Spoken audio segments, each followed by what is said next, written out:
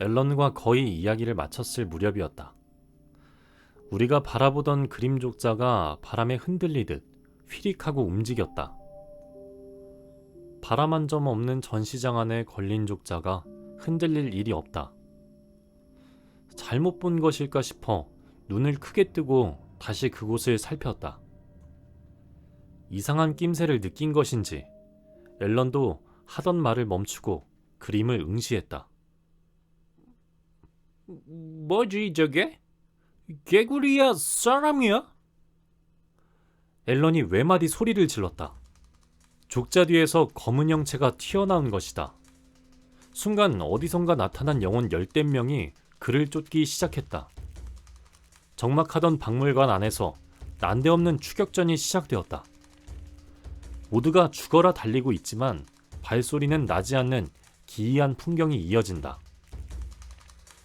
쫓기는 것은 분명 사람 꼴을 하고 있었지만 개구리처럼 바닥을 네 발로 기어간다. 불안한 얼굴로 주위를 살피며 다급히 벽과 바닥이 있닿는 그늘 속만 골라달린다. 그런 그를 쫓아가는 이들이 몇 갈래로 흩어졌다. 토끼 사냥하듯 몇 명은 그를 쫓아가고 다른 몇 명은 그의 진로를 미리 막아섰다. 결국 쫓기던 남자가 쫓던 사람들에게 잡히고 말았다. 쫓아가던 남자 영혼들은 모두 낡아빠진 작업복 차림이었다. 고무신을 신은 사람도 있고 낡은 운동화 차림도 있었다. 그들과 함께 있던 여자들도 허름한 옷에 앞치마를 두르고 있었다. 반면에 바닥을 기어다니던 남자는 고급 양복 차림이었다. 사람들은 망설이지 않고 남자에게 달려들어 마구 발길질을 해댔다. 개구리처럼 바닥을 기던 남자는 이번에는 고슴도치처럼 온몸을 말고 바닥을 굴러다녔다. 아이고! 아유, 나 좀 살살 빼십시오! 여러분, 제발 살살 빼세요! 맞는 남자가 가느다란 목소리로 애걸했지만 때리는 사람들은 신경 쓰지 않았다. 다들 무척이나 화가 난 듯 보였다.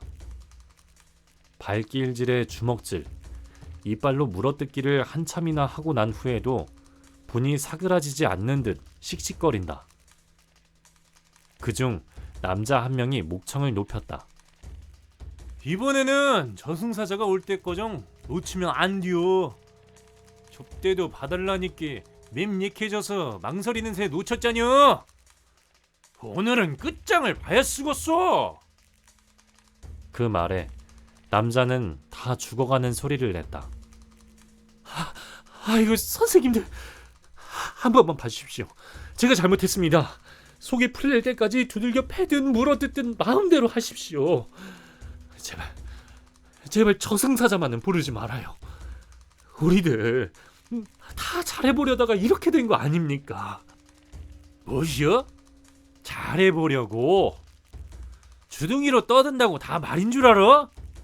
너 땜시 죽은 사람이 몇 명인데 그 소리를요?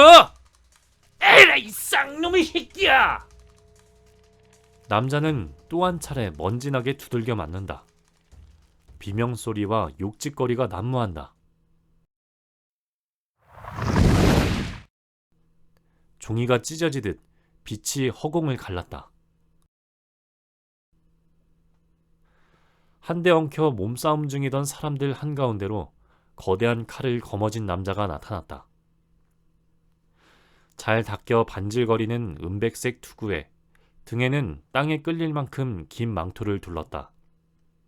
투구에 반쯤 가려진 반듯하게 잘생긴 앳된 얼굴은 편안한 미소까지 머금고 있었다. 이마를 살짝 내려덮은 앞머리도 그의 검고 깊은 눈을 가리지 못했다. 이거 기다리게 했군요. 남자가 말했다. 그의 말이 신호라도 되는 듯 뭉쳐있던 사람들이 반으로 갈라져 흩어졌다. 눈 깜빡할 새였다. 그리고 바닥에는 방금까지 두들겨 맞던 남자가 아직도 온몸을 동그랗게 말고 옆으로 누워 있었다. 1976년까지 서울에서 살던 김동환을 잡으러 왔다. 남자는 자신의 소속도 직업도 말하지 않았다. 그러나 누구도 그런 것을 묻지 않았다. 물어볼 필요도 없었다. 누구라도 그가 저승사자라는 것을 한눈에 알아볼 수 있었다. 그의 말에 바닥에 누워있던 남자가 얼굴을 빼꼼 내민다. 눈앞에 선 사람을 확인한 순간 남자의 얼굴에는 포기와 절망이 스쳐갔다. 결국 오셨군요. 남자가 기운 없는 목소리로 말하고 천천히 몸을 일으켰다. 짙은 은회색 머리카락을 손가락으로 빗어넘긴 그는 입고 있던 고급 바지에 양손에 묻은 먼지를 툭툭 털었다. 니트 가디건에 동그란 뿔테 안경을 쓴 것만 보면 학자처럼 보였다. 그가 서 있는 모습을 보니 너무나도 멀쩡해 보여 놀랐다. 온화하게 생긴 나이 든 남자가 무슨 이유로 그토록 두들겨 맞았을까? 나는 궁금해져서 그들의 대화에 귀를 쫑긋 세웠다. 오래 도망 다녔구나. 너에게 원한을 가진 수많은 영혼들을 피해 다니느라 고생 좀 했겠어. 안 그러냐 사이비 교주 김동환이. 사이비라니 그런 말씀 마십시오. 저는 천국에 갈 길을 우리 신도들에게 알려준 것뿐입니다. 세상 사는 게 힘들어 지친 이들에게 죽어서 하늘로 올라갈 거란 희망을 줬어요. 그리고 종교적으로 열심히 살도록 인도해서 수많은 신도들을 구원했단 말입니다. 살아있을 땐 저승에 천국과 지옥이 없다는 걸 몰랐으니까요. 모르는 건 죄가 아니지 말입니다. 신도들의 재산 착복, 인신매매, 일 시키고 월급 갈취하고 말 안 듣는 신도들에게 감금, 폭력, 마지막에는 집단 자살로 수백 명을 죽게 만든 죄가 가볍지 않다. 저는 아무것도 강요한 적 없어요. 모두가 신도들이 자발적으로 선택한 일입니다.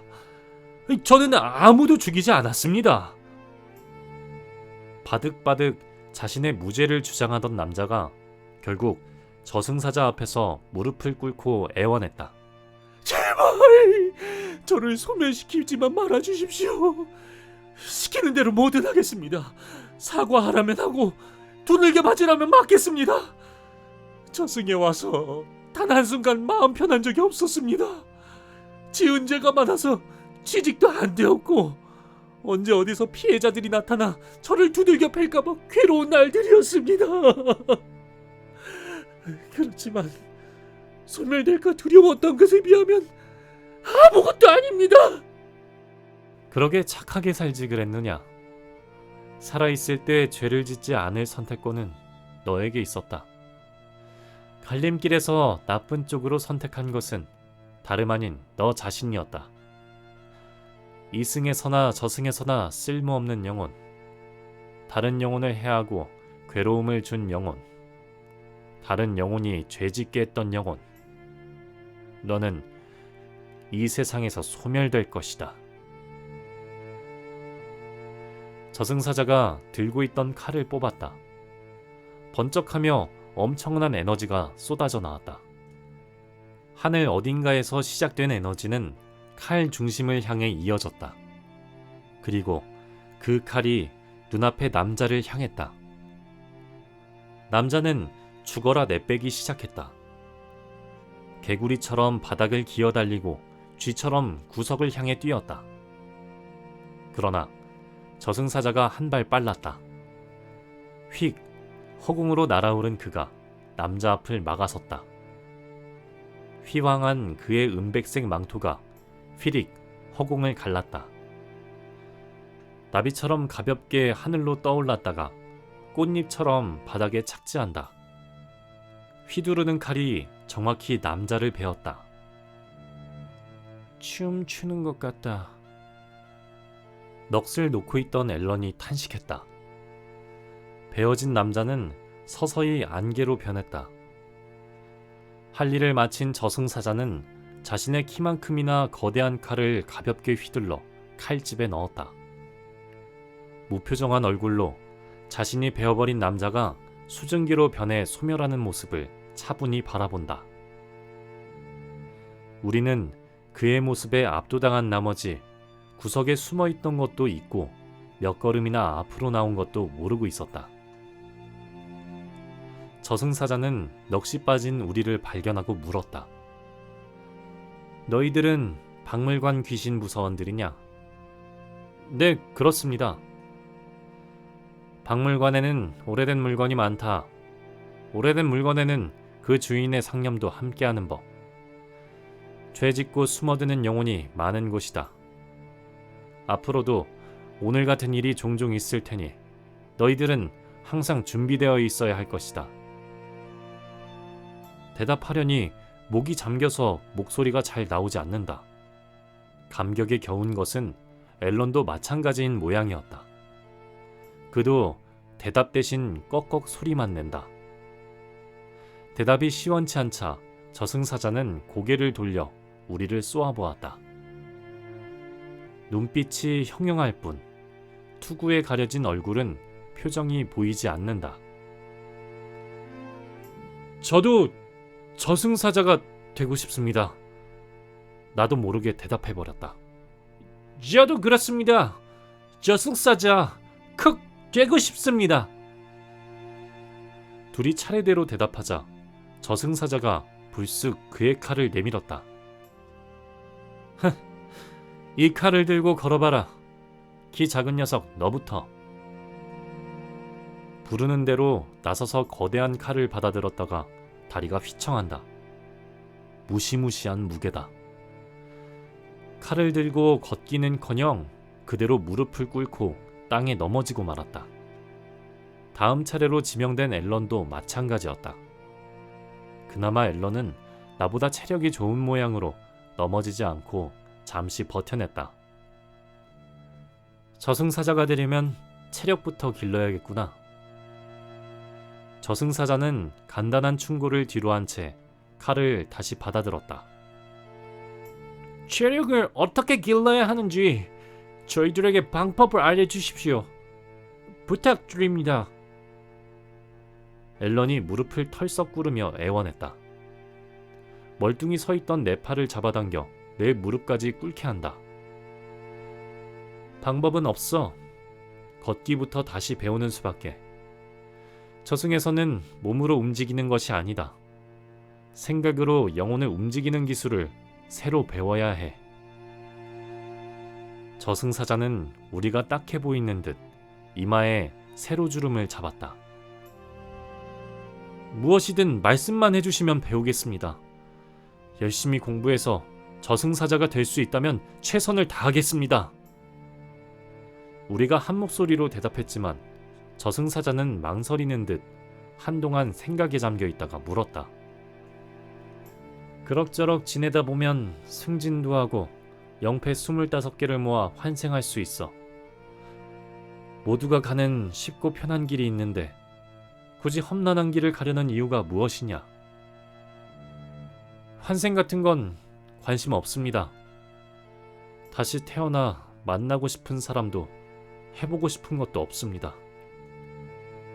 저승사자가 되어 결계에서 길을 잃은 어머니를 저승으로 모셔오고 나쁜 놈들을 소멸시키는 것만이 제 꿈입니다. 도와주십시오. 내가 대답하자 앨런도 양손을 앞으로 모으고 고개를 숙였다. 저승사자는 마침내 입을 열었다. 그렇다면 좋다. 내일 퇴근 후에 모여라. 너희들이 힘든 훈련을 견뎌낼 수 있을지는 모르겠지만.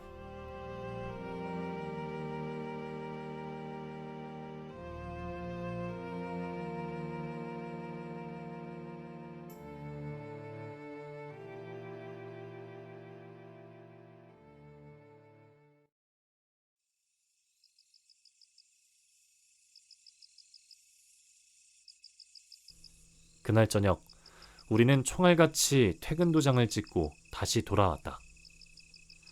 아무도 없는 박물관 마당에서 훈련을 위해 모였을 때는 둥실 보름달이 떠오르고 있었다. 저승사자는 투구와 망토를 벗은 가벼운 차림으로 나타났다. 갓 20을 넘겼을까. 얼굴만 봐서는 그의 신분을 상상하지 못할 만큼 앳된 청년이었다. 그가 주는 목검을 양손으로 받아든 앨런이 조심스럽게 물었다. 스승님, 혹시 전함이 어떻게 되십니까? 어떤 분인지 궁금합니다. 1937년 함경남도 원산 출생으로 서울대학교 재학 시절 23이던 1960년 4월 19일에 대한민국 서울시청 앞에서 독재 반대 시위 중 총상으로 저승해온 이상훈이라고 한다.